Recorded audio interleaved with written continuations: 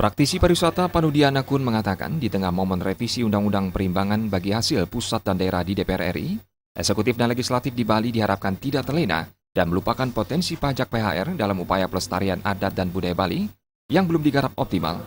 Menjamurnya akomodasi pariwisata yang tidak berizin seperti villa, pondok wisata, rumah makan, dan akomodasi sejenis lainnya membuat pemerintah kehilangan pendapatan dari PHR. Panudiana Kun menegaskan bila potensi ini bisa digarap maksimal, dipastikan Bali tidak akan kesulitan dalam mencari dana pembangunan pariwisata yang berbasis pelestarian adat dan budaya Bali.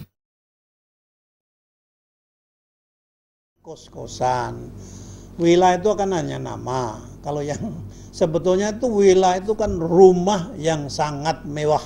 Maka pemerintah nanti disamaratakan sajalah. Kos-kosan, pondokan, hotel, villa, pondok wisata, whatever, pokoknya kena pajak 10%. Itu aja titik biar ada fairness competition. Hal senada disampaikan praktisi pariwisata asal Kute, Nyoman Gerhawi Caksana. Pertumbuhan hotel dan restoran utamanya di Kota Denpasar dan Kabupaten Badung sangat pesat. Dampak dari kondisi ini adalah terjadinya perang tarif yang tidak sehat. Selain itu, kondisi ini disinyalir disebabkan kehadiran hotel atau restoran tidak taat membayar PHR. Untuk itu, Gerhawi Caksana berharap instansi terkait memaksimalkan pendapatan PHR sehingga wisatawan Bali tidak lagi dibebani berbagai retribusi.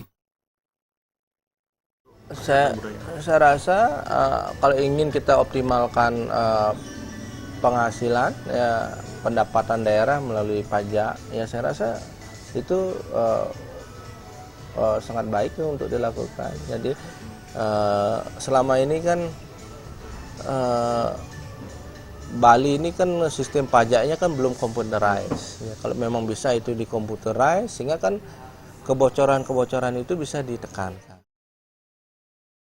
Kedua praktisi pariwisata ini menegaskan, selain pajak PHR yang dinilai belum digarap maksimal, potensi pendapatan asli daerah melalui objek pariwisata di Bali juga sangat potensial untuk ditingkatkan. Dananya bisa diarahkan untuk pembangunan dan pelestarian adat dan budaya Bali.